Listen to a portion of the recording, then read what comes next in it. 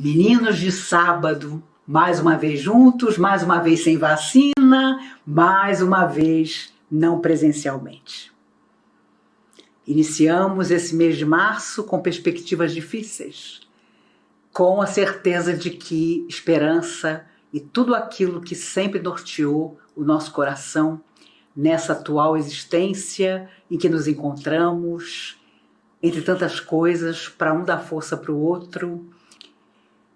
Hoje eu quero falar um pouco de energia, de força, de crença, daquilo em que nós acreditamos ou desacreditamos. Porque nunca nesse isolamento, nessa solidão, em que de uma maneira ou de outra quase todos nós estamos, se pôde pensar tanto sobre o que nos move, o que é aquilo em que nós acreditamos, o que é aquilo que nos impulsiona. E é claro, sabemos, porque um dia a doutrina espírita surgiu com seu conhecimento a nos abrir as percepções. Sabemos todos que, em verdade, aquilo que mentalizamos nos faz sentir e aquilo que sentimos conduz nossa vida. Mas há sempre surpresas, porque uma existência tem uma série de percalços e de belezas também. E acredito que quando essa situação dolorosa, para todos nós, de uma maneira ou de outra, for de alguma maneira controlada, porque solucionada, quem sabe, vai demorar mais tempo ainda. Mas quando tivermos condições de estar novamente juntos, de alguém nos dizer que pelo menos de máscara poderemos nos abraçar novamente, creio que todos nós, malgrado nossa própria vontade, estaremos diferentes. Se Deus quiser, melhores. E se nós decidirmos também, melhores. Mas há 3 momentos da vida de Chico Xavier que eu gostaria de dividir com vocês. Um deles acontecido há muitos anos no Rio de Janeiro. Ele e o casal amigo que o hospedava chegaram à casa espírita onde haveria um encontro, uma palestra e, claro, o convívio daquelas pessoas com Chico naquela noite. Mas, por episódio que agora não me recordo, tudo deixou de acontecer e foi transferido ou para outro dia, ou para uma outra ocasião. Mas, quando voltaram para o carro, o casal amigo disse a Chico: Chico, você gostaria de fazer alguma coisa? Porque, afinal de contas, a noite ficou livre. E o Chico, então, que estava no Rio de Janeiro, disse a eles: eu nunca caminhei no mar. Eu nunca caminhei na praia. Eu queria tanto caminhar na praia. Mesmo sendo à noite, foi há muitos anos atrás. Com alguma segurança, o casal o levou até a praia. Ali, para quem conhece o Rio de Janeiro, bem em frente ao Copacabana Palace, um dos hotéis mais luxuosos e tradicionais do Brasil, conhecido no mundo inteiro. Aliás, tem um episódio engraçadíssimo, recente, no Copacabana Palace. Ali, por motivo óbvio, porque as pessoas desembarcam e embarcam à porta, porque é um hotel luxuoso, porque artistas, pessoas do mundo inteiro com dinheiro, só com dinheiro se pode hospedar ali, eles impedem, pela segurança que existe à frente do Copacabana Palace, que qualquer pessoa em situação de rua permaneça ali. É realmente um pedaço onde você passa e você não vê um pedinte, você não vê alguém que lhe estende a mão pedindo alguma coisa, porque a própria segurança da porta do hotel impede isso.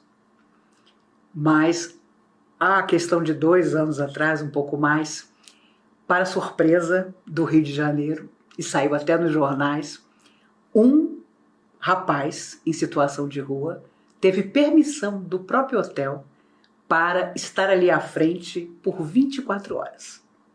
Um recorde, porque isso não é permitido. Ele ficou um dia inteiro e imagine as gorjetas que ele ganhou ali, simplesmente vestido, pedindo ajuda àqueles endinheirados que saíam e entravam do hotel. Mas por que é que esse moço teve esse benefício, esse beneplácito dos responsáveis pelo hotel? Porque, bem carioca, ele havia tentado se instalar à porta do hotel com um pequeno cartaz extremamente criativo e carioca mesmo. Ele escreveu na papeleta para que as pessoas que passavam vissem, e com toda a sinceridade que só o carioca possui, estava escrito: informações, 50 centavos. Se eu souber, R$1. O gerente do hotel Copacabana Palace achou tão divertido e criativo. 50 centavos, qualquer informação. Se ele soubesse, 50 centavos a mais. Que permitiu que ele ficasse ali por um dia inteiro. E depois, obviamente, entrevistado por alguém, ele contou que o que ele havia recebido ali na porta do hotel em 24 horas o manteria sem dificuldades por longo período. Porque vocês sabem, quem entrava e saía ali, todos endinheirados, nenhum passando necessidade, ao ver o rapaz inusitadamente ali, consciência doía. E imediatamente, sem que o rapaz sequer se aproximasse, estendia alguma ajuda. Mas voltando ao Chico. O Chico, então, de braço dado com o casal, à noite, numa noite linda do Rio de Janeiro, vem para a areia, em frente ao Copacabana, para ver o mar. E quando eles chegam, num momento em que estava quase vazio, não havia ninguém, há uma jovem que, ajoelhada na areia, acende uma vela. E, claro, estava ali fazendo uma oferenda às entidades do mar. De repente, o Chico começa a chorar. E o casal, surpreso, pergunta: Chico, você está chorando por quê? Está comovido porque viu a moça ajoelhada acendendo a vela na areia? E a moça, naturalmente, depois de acender a vela, abaixou a cabeça para fazer uma oração. E o Chico, emocionadíssimo, disse a eles: não só isso. No momento em que ela começou a orar, com a vela acesa, eu vi entidades saírem do mar na direção da jovem. Entidades belíssimas que eu nunca tinha visto. Nunca tinha visto entidades ligadas às energias do mar. E elas vieram na direção da jovem, se abaixaram, pegaram a vela, e Chico, emocionado, contando que quando as entidades tocaram na vela, a vela corporificou-se energeticamente na mão das entidades, embora a vela material que a moça havia acendido permanecesse fincada na areia, na frente da moça. E as entidades, então, voltaram-se, viraram-se de volta para o mar, levando nas mãos não só a vela, ou se pudéssemos, mal comparando, dizer, a alma, o espírito da vela, mas principalmente o pedido.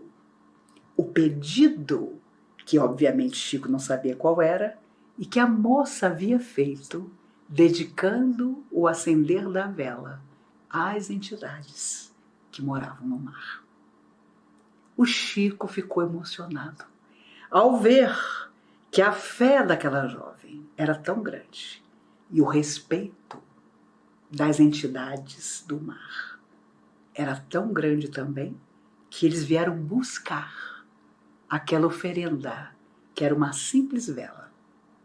e levaram embora, certamente imbuídos do desejo de alguma maneira, oportunamente, atender ao pedido que a moça fazia. Que coisa linda!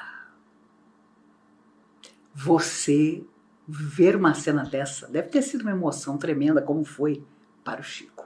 Porque o casal amigo, ao vê-lo descrever a cena, chorava, emocionado. E o Chico dizendo que as entidades eram translúcidas, diferentes das entidades espirituais que trabalhavam com ele, dos espíritos que ele via há tantos anos, desde criança.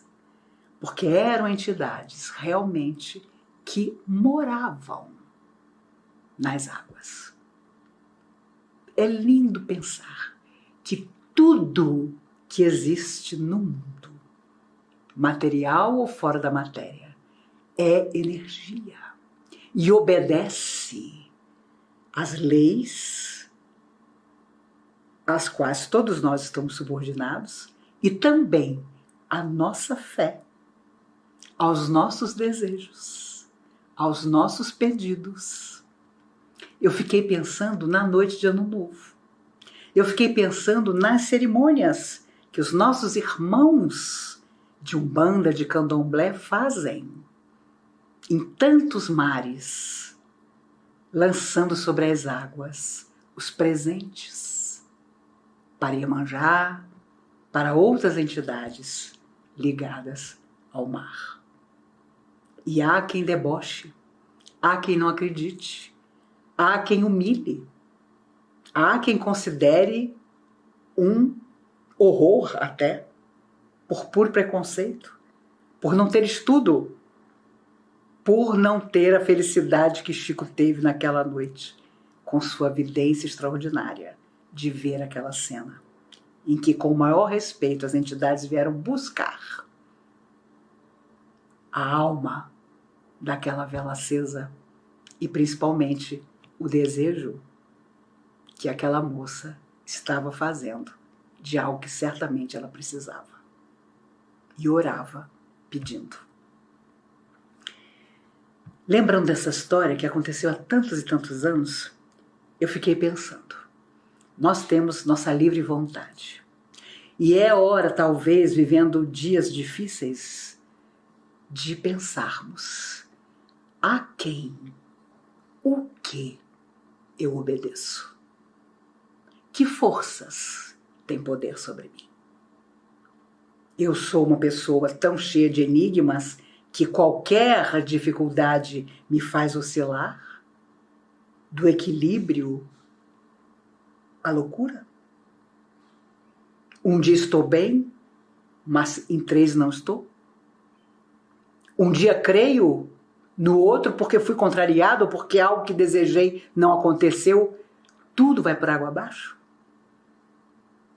Da firmeza das nossas decisões, muitas vezes nasce a possibilidade de auxílio que o mundo espiritual possa realizar em nós.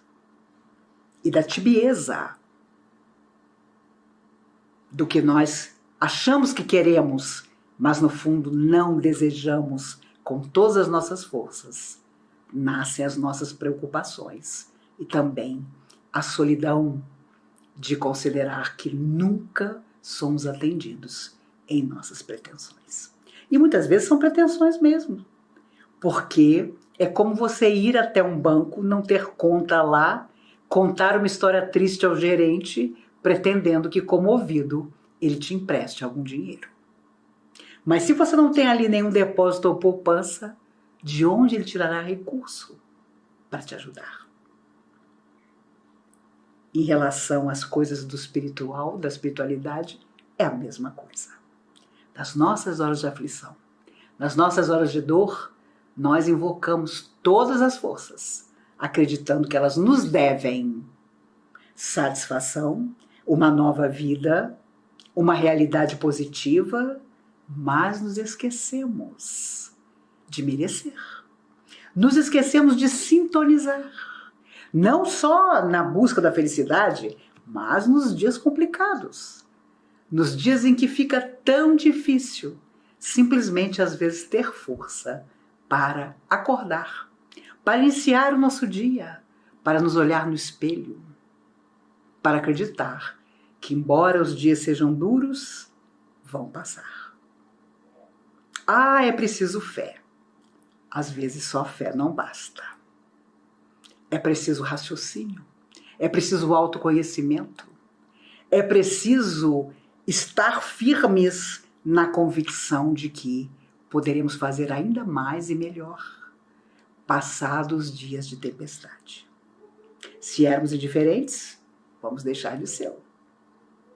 Se problemáticos, perceberemos que é uma carga tão grande obedecer àquilo que não é bom, que nós com certeza vamos em busca de novos horizontes.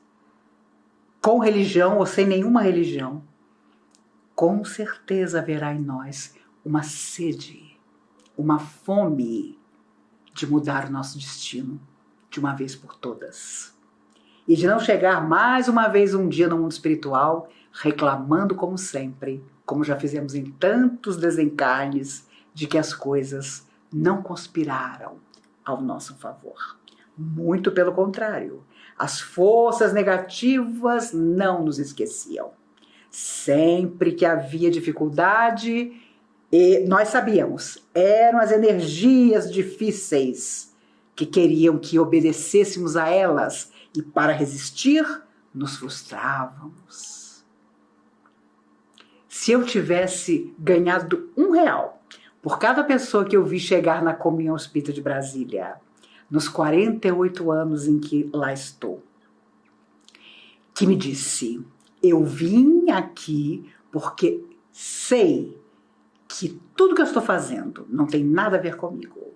São entidades sofredoras que não querem o meu bem e que estão me impedindo de ser feliz, de me realizar, de tomar a atitude que eu preciso, me afastando das pessoas, enfim.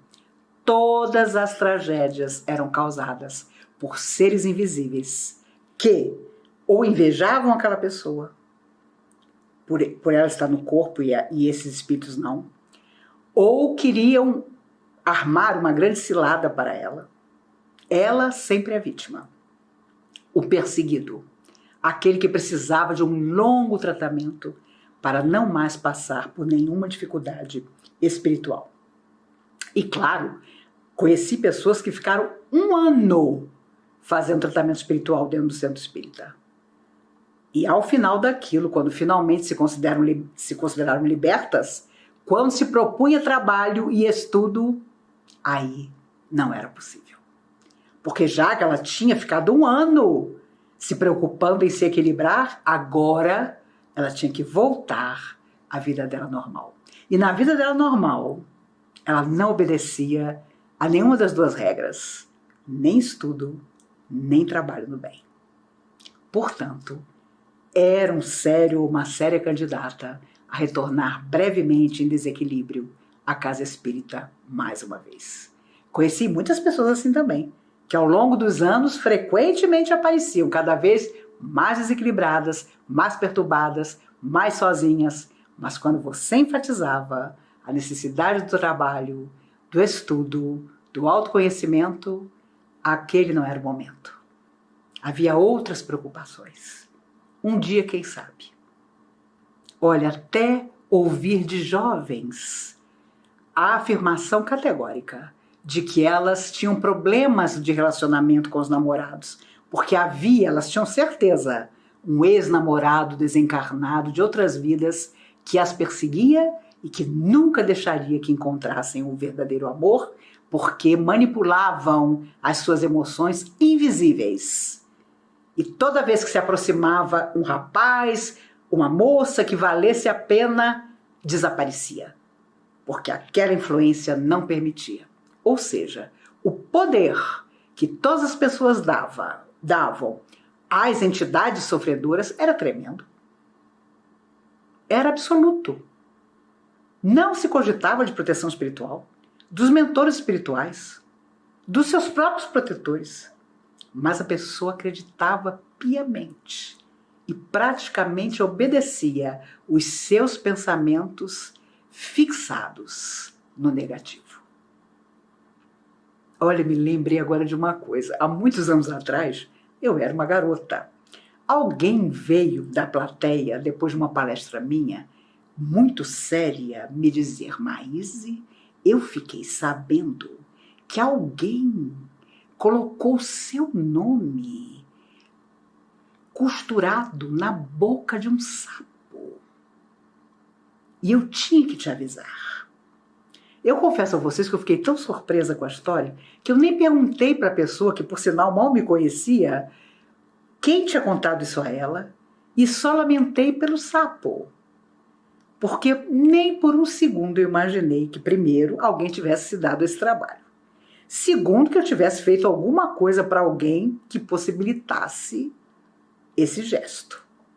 Terceiro, me surpreenderia que alguém que estava dentro da comunhão espírita, e que com certeza ali me conhecia, estivesse num outro lugar onde havia a possibilidade de tentar criar obstáculo à vida de alguém de uma forma tão difícil. Mas você escuta de tudo. Quando você pergunta à pessoa: e como você se sente nessa situação de tanto conflito que você está vivendo? A pessoa muitas vezes ficava muda. Ou então dizia: péssima, por isso que eu estou aqui. Porque eu sei que aqui vai haver a solução para o meu caso. Eu me lembrei muito de quando minha filha era bem pequena, o dono da escola onde ela estudava era meu amigo. Tinha sido meu professor. E ele comentava comigo. Ele dizia: Maíse, você não tem ideia dos pais que chegam aqui. Quando eu o chamo por alguma dificuldade que o filho está criando na escola, e o pai e a mãe me dizem: mas eu pago a escola para não ser importunado. Eu pago a escola para não ser chamado. A minha filha tem 37 anos. Ela tinha 2 quando foi para a escola. E ele contava isso. Eu ficava boca aberta. Mas ele ficava tão decepcionado com a atitude de muitos pais que ele várias vezes pensava em vender a escola. Porque era um aborrecimento constante. O pai e a mãe entregavam ali a criança e não imaginavam que tinham participação efetiva como pai e mãe na educação daquela criança. Eles simplesmente delegavam à escola qualquer preocupação. E, pelo contrário, não queriam ser incomodados. Queriam sim que o filho os obedecesse, mas tinham que aprender na escola a obedecer. Acredito que tenha mudado muito.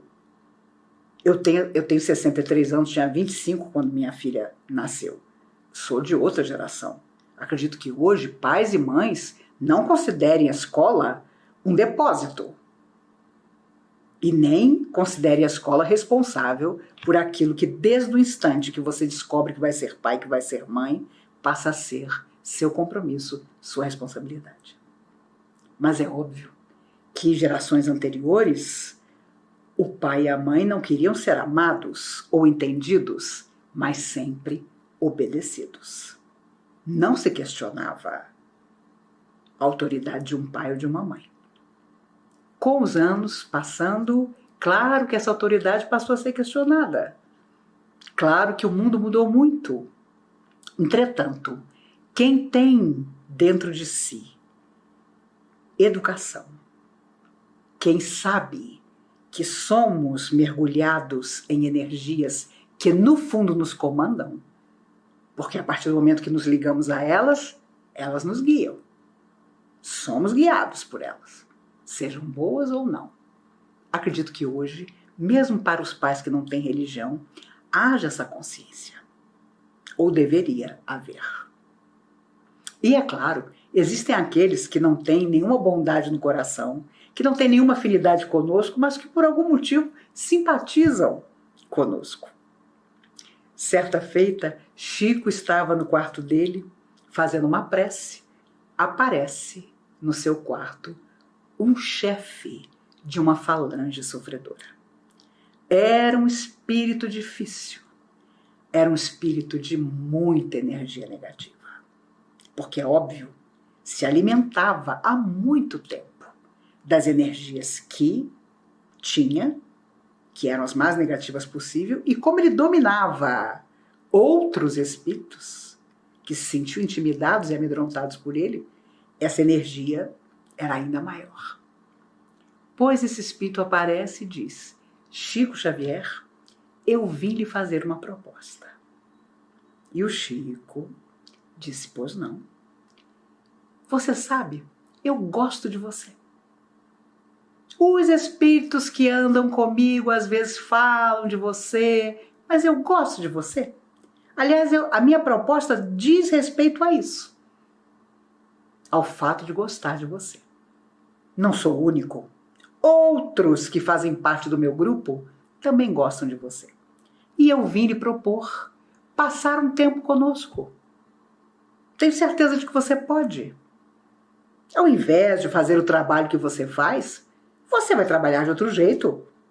Você vai obedecer a outras regras. E essa é a proposta que eu tenho. Como gostamos de você, para que estejamos mais ligados, eu vim te propor isso. E aqui 1 minuto. Qual seria a nossa resposta? Chico, com toda a tranquilidade e carinho que era característico a ele, disse: meu amigo, há um problema. Diga logo, Chico. Diga logo que problemas eu resolvo. O problema é que eu estou muito satisfeito com o patrão que eu tenho.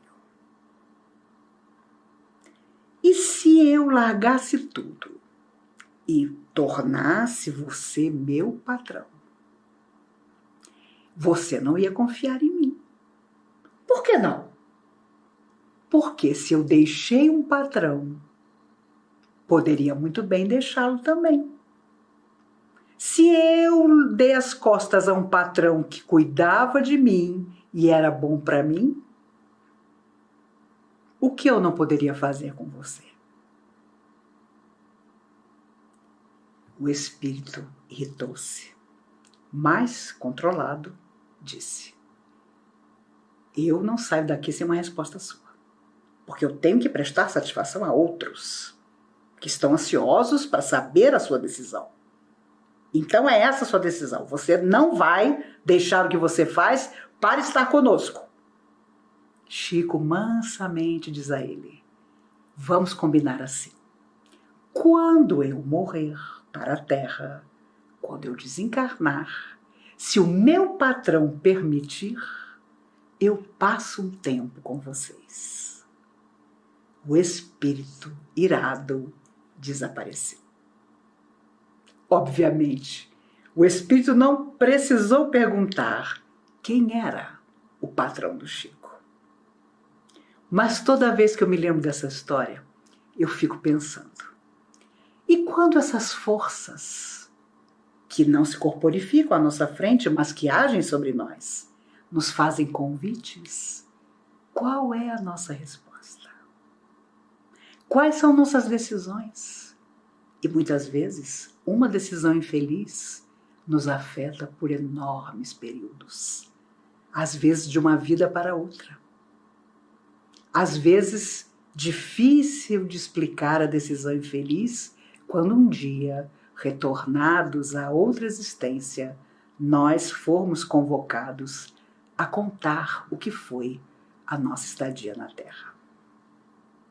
Eu sempre gosto de pensar que, face aos convites que a vida nos faz, e existem inúmeros ao longo de toda a existência, nós estaremos sempre preferindo os convites do equilíbrio, do respeito, do importar-se com o outro, com os convites da tolerância, da bondade, de nos indignarmos com aquilo que precisa ser mudado.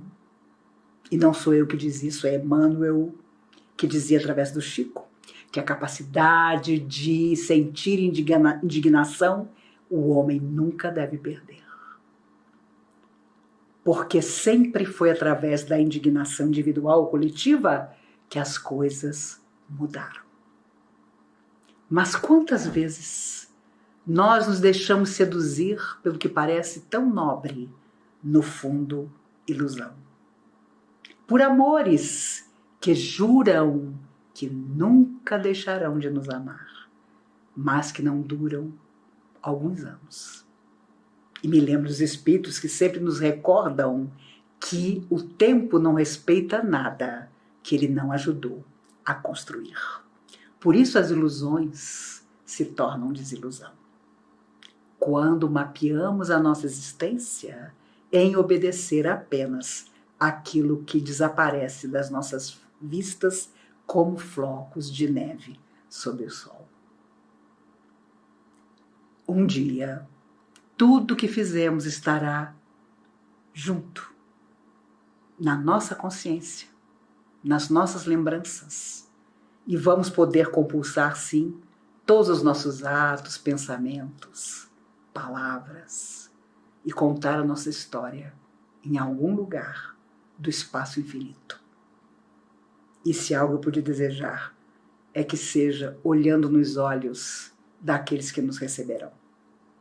Sem vergonha, sem omissões, sem desrespeito.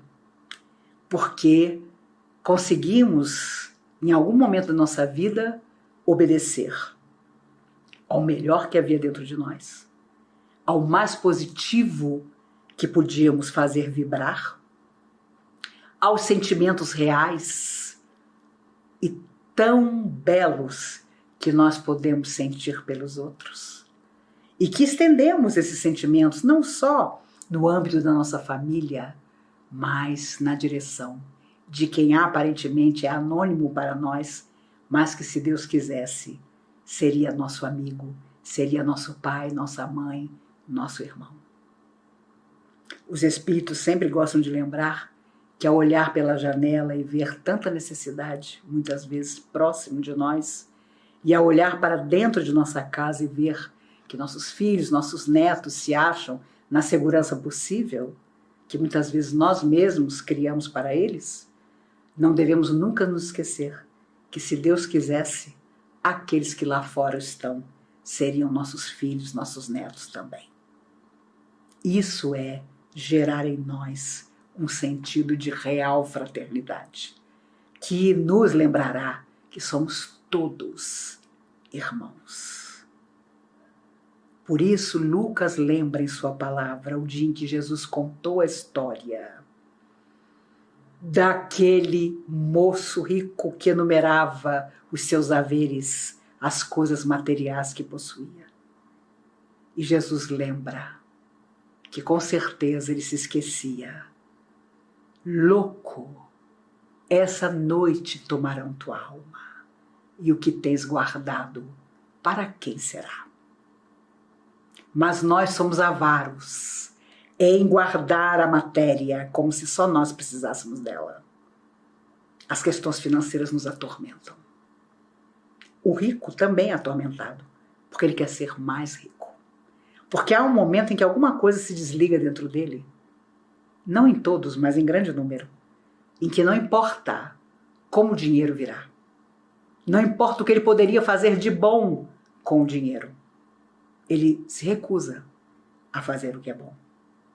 E então você percebe que uma tomada desligou-se do que de mais positivo podia haver no poder que a pessoa detém, ou na condição material privilegiada, porque ela passa a obedecer apenas à sua própria conveniência. E quando nós de alguma maneira lesamos o outro, de que forma for, nós estamos olhando a nossa conveniência e marcando a nossa consciência para sempre. Tanto é para sempre que voltamos a várias existências, sempre em busca de nós mesmos, daquilo que fizemos de errado no passado e que agora nos cabe consertar. E mais do que consertar, iluminar. Porque é óbvio que a Terra é um planeta de provas e expiações, ainda. E é claro que somos os mais diversos. Há quem viva como um bruto, há quem haja como um louco, e há quem já procure a espiritualidade sabedor de que ela nos mantém em equilíbrio ainda que pequenino, por longo tempo. Porque o bem que você faz é aquele que você antes pensou em fazer, que você mentalizou, do qual você se inundou para, enfim, agir. Seja em qualquer religião, seja sem religião nenhuma, porque com certeza um dia nossa alma madura não precisará de nenhuma religião para simplesmente ser bom. Porque nós podemos conseguir um monte de coisa. Podemos ser intelectuais invejados nas nossas áreas de atuação e até dentro da religião que temos. Mas ser bom de verdade é outra coisa. Esse ainda é, com certeza, o grande, o maior objetivo das nossas almas. E é óbvio, tudo aquilo que você faz, porque a Terra nada mais é do que um período do seu processo evolutivo, período que com certeza já repetimos outras vezes, em outras vidas, até o dia em que nós e a Terra não tivermos mais afinidades e então partiremos a outros mundos. Há muitas moradas na casa de meu pai. Se não fosse assim, eu vos diria: eu me vou para vos preparar o lugar. Tive amigas que perderam filhos e a primeira imagem, não importava a religião, a que elas se apegavam, era o momento em que Maria viu passar Jesus, carregando a cruz para ser morto entre dois ladrões. Apupado, cuspido, barbaramente torturado desde a véspera, chicoteado por todo o caminho. Imagino que não foi para aquela mãe saber que seu filho era puro e estava ali sendo expulso da terra pelos que não suportavam tudo de extraordinário que ele tinha vindo dizer para nós que existia. Naquele dia, com certeza, a maioria de nós, encarnados e desencarnados, preferiu obedecer a qualquer coisa, menos ao convite que a alma mais perfeita que já viveu na Terra, o governador da Terra, nos havia feito. Nos 3 anos em que esteve pregando e, mais que isso, exemplificando a total saúde, a total beleza, que era amar a Deus acima de todas as coisas e ao próximo como a si mesmo. Num tempo em que só a violência contava, em que a vida humana não valia nada, e em que obedecer se obedecia à espada, se obedecia aos ancestrais, quanto mais poderosos, melhor. Se obedecia ao próprio orgulho, egoísmo, intolerância e ambição, mas jamais a prática do amor e do bem que Jesus veio descortinar para todos nós. Com certeza a nossa opção, nós que estamos atualmente mais uma vez na Terra, não foi segui-lo, embora tantos de nós estivéssemos lá, estivéssemos aqui na Terra, encarnados, quando ele aqui esteve. Se não, com certeza, 2000 anos depois, já não estaríamos mais com os conflitos que ainda carregamos, com as obediências internas tão difíceis de vencer, mas que dessa vez algo nos diz, vão precisar ser corrigidas. Já comentei com vocês que as pessoas têm me dito: fulano de tal, Beltrano, não sei quem, disse que se a pandemia não ensinar o mundo e não tornar o homem melhor, coisas piores virão. E eu digo a vocês, não acredito nisso. Porque, como dizia o Chico, graças a Deus é a misericórdia de Deus que nos rege. Se fosse a justiça, realmente nenhum de nós aguentaria. Os amigos espirituais contam uma história acontecida com o Chico, real, quando ele já estava desencarnado. E que é tão linda que eu não resisto em contá-la. Dr. Bezerra de Menezes foi chamar o Chico. Claro, o Dr. Bezerra desencarnado desde 1900, o Chico desencarnado desde junho de 2002. Os dois no mundo espiritual. Dr. Bezerra disse: Chico, meu filho, venha vestir a sua roupa, porque nós vamos à reunião, onde estará o Mestre Jesus, para conversar com todos nós. O Chico, por um minuto, entra em algum lugar, quando sai, adivinhem, estava usando um paletó, daqueles bem quadriculados, que as pessoas emprestavam para ele na terra. E Dr. Bezerra, surpreso, diz a ele: Chico, mas meu filho, você não precisa usar esse paletó. Você pode, com certeza, usar uma outra vestimenta. Bom, Dr. Bezerra indiretamente quis dizer, semelhante à minha. Mas o Chico, muito tímido, disse: Dr. Bezerra, não posso não. Porque se eu aparecer na reunião sem esse paletó, que foi meu companheiro por tanto tempo na Terra, as pessoas nem vão saber que sou eu. E sabe, as pessoas diziam que quando chegavam perto de mim, eu cheirava rosas, mas não era eu, Dr. Bezerra. Eram os bilhetinhos que as pessoas deixavam dentro do bolso do paletó. Cada uma com um nome. Era um nome de pessoas que elas amavam e que estavam precisando de uma prece, de uma ajuda. Junto do bilhetinho, as pessoas deixavam pétalas de rosa dentro do paletó. Tinha dia que, quando eu voltava para casa, o paletó estava estufado dos bilhetes e das pétalas de flor. E as pessoas pensavam que era eu que cheirava rosas, mas eram as pétalas dentro do paletó. E Dr. Bezerra, ao perceber que ele não mudaria de ideia, diz: Pois bem, meu filho, se você acha importante estar vestindo esse paletó para a reunião onde nós vamos, que seja. E quando os dois começam a se encaminhar para a reunião, comandada pelo próprio Cristo, Chico diz assim: Dr. Bezerra, e se Jesus por acaso quiser, acho que eu ainda tenho aqui dentro do meu bolso uns bilhetinhos. Eu ainda tenho alguns nomes que eu trouxe comigo, de pessoas que precisam. E Dr. Bezerra começou a chorar, emocionado, ao ver que aquele batalhador, nem fora da matéria, se julgava merecedor de uma roupa diferenciada, que demonstrava, com certeza, a sua espiritualidade. Ele preferia o paletó quadriculado, que geralmente era alguém que emprestava, sempre alguém maior, mais gordinho do que o Chico, então parecia que ele desaparecia nos paletóis.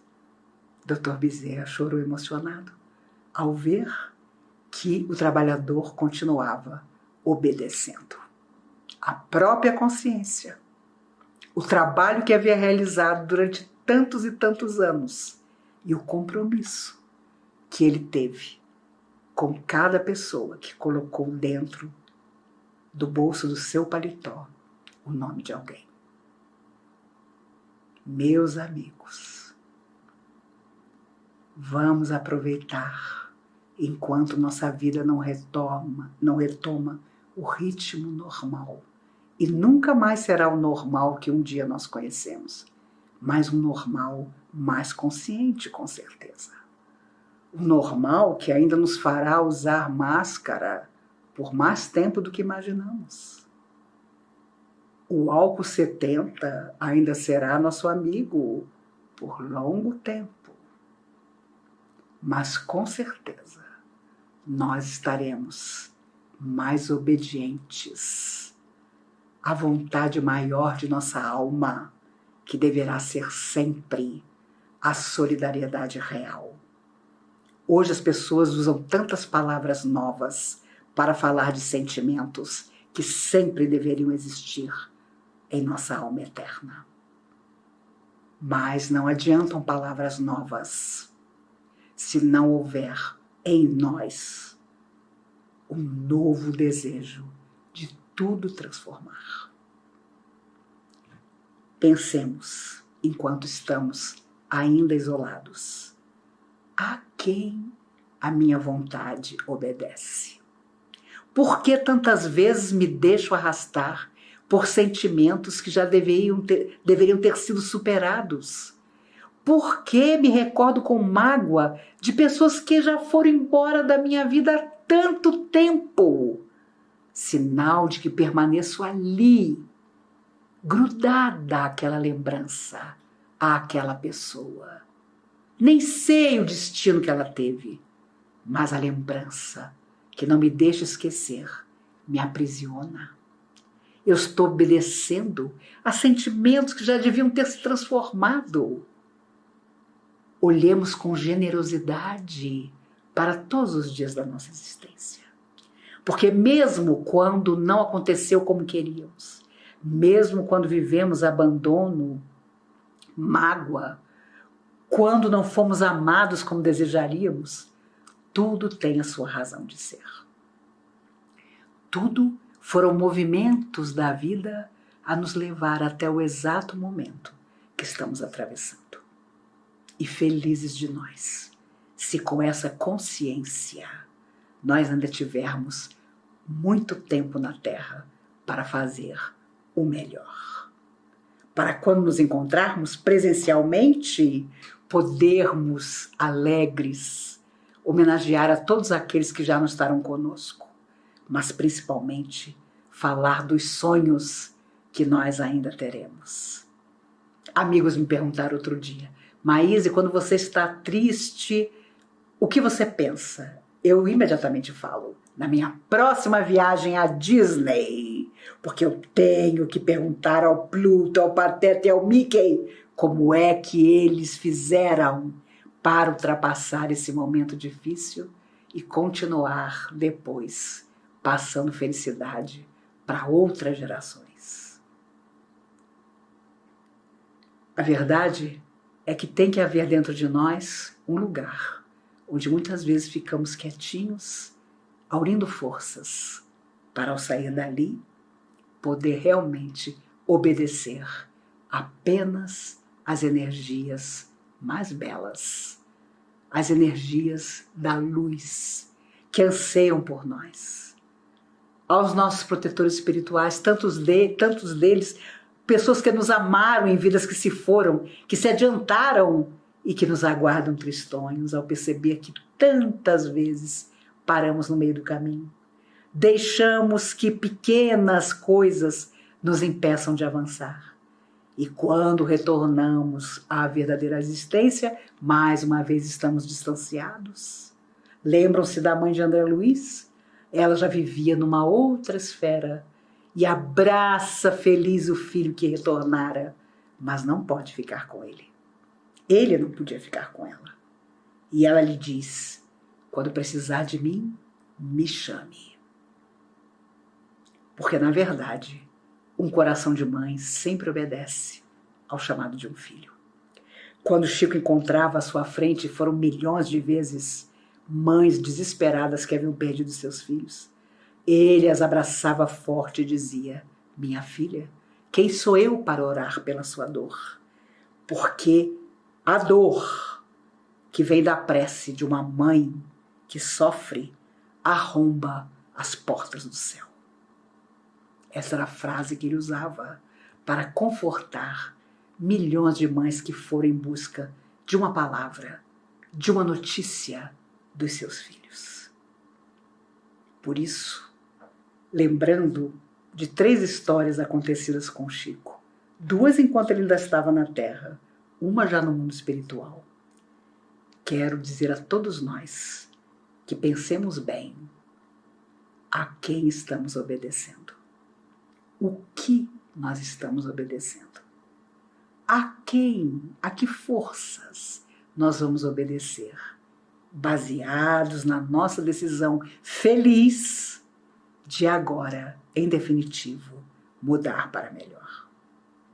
Tenho certeza absoluta que da próxima vez que nos encontrarmos, tanto eu como vocês estaremos ainda melhores do que no dia de hoje. Eu tenho certeza absoluta que estarei, porque, por enquanto, é um computador que me faz chegar até vocês.